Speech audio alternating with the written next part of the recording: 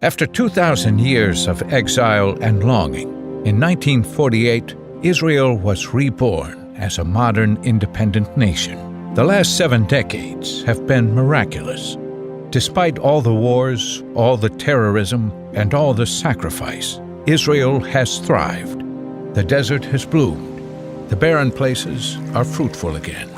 Israel leads the world in innovation and blessing the nations. The people of Israel are alive and well. God kept His promises to the descendants of Abraham. The rebirth of modern Israel is one of the greatest miracles of the last century. The survival of the Jewish people as a culture still anchored to the same holy scriptures, the same language, the same traditions, and the same land for more than 3,000 years might be one of the greatest miracles of all time.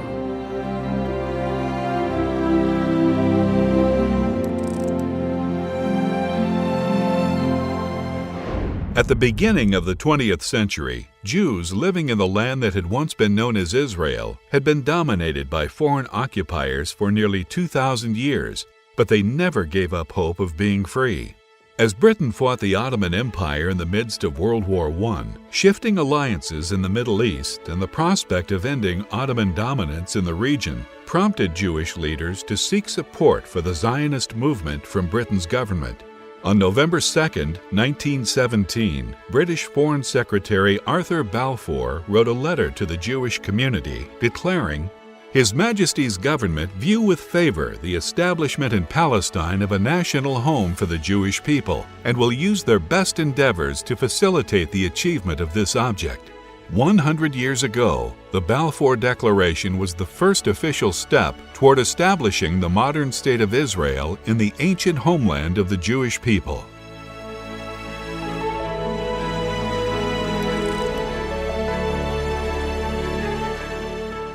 After 30 years of promises from the British and other world leaders, in 1947, the Jewish people finally received formal approval from the United Nations General Assembly for the recreation of an independent Jewish state in the land of Israel.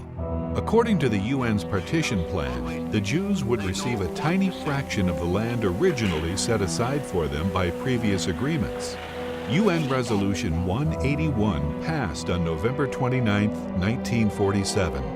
Desperate Jewish leaders accepted the offer of these disjointed scraps of land, but Arab leaders said no and vowed to wipe the nascent Jewish state from the face of the earth.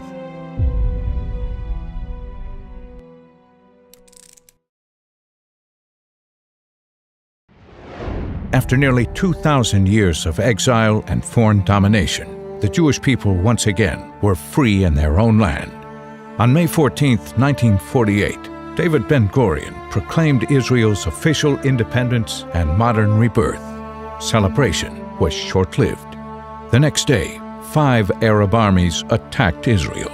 Short on manpower, resources, and with almost no international assistance, Israel miraculously survived and even gained ground.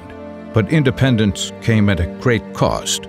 Israel lost 6,373 people in the war, nearly 1% of its entire population. After more than a year of fighting, the Arab nations made armistice agreements with Israel and withdrew. For the first time in 2 millennia, the Jewish people had a national home and a strong defense force.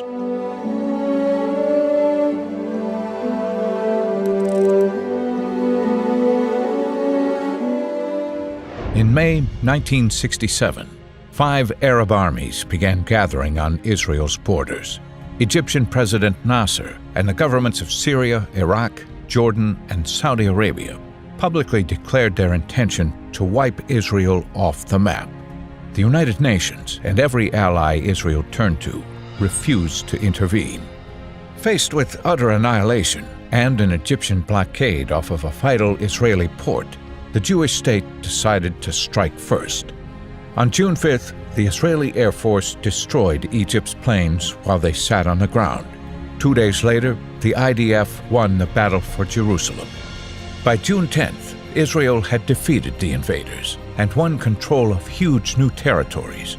Most of the land was returned in exchange for peace treaties, but Israel declared that Jerusalem would never be divided again.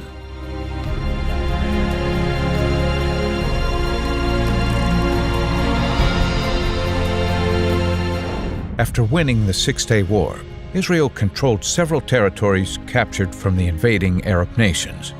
Israel's new borders included the West Bank, the Gaza Strip, the huge Sinai Peninsula, and the strategic Golan Heights. Israel offered to return the Sinai Peninsula to Egypt and the Golan Heights to Syria on June 19, 1967.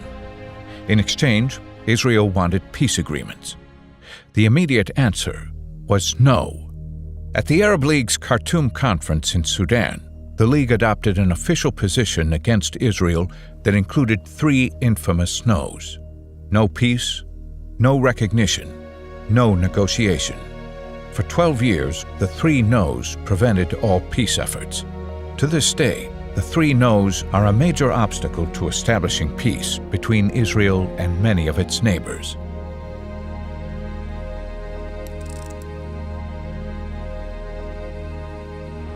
It was Saturday, October 6, 1973, in Israel. The country was quiet and focused on observing the holiest day on the Jewish calendar.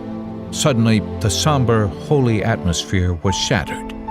Catching the IDF unaware while many soldiers observed Yom Kippur, Egypt and Syria attacked Israel simultaneously on two fronts.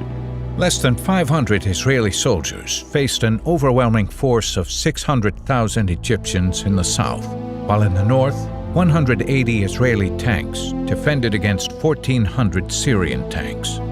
Motivated by fears of an Arab victory backed by the Soviet Union, on October 12th, U.S. President Richard Nixon authorized a massive emergency airlift of weapons to Israel. Though vastly outnumbered, Israel shocked the world by surviving the initial attacks and rallying to push the invaders back across the borders. 18 days after Egypt and Syria first attacked Israel, the Arab leaders agreed to a ceasefire rather than suffer further losses. Israel won the Yom Kippur War, but 2,688 Israeli soldiers sacrificed their lives to protect the Jewish homeland.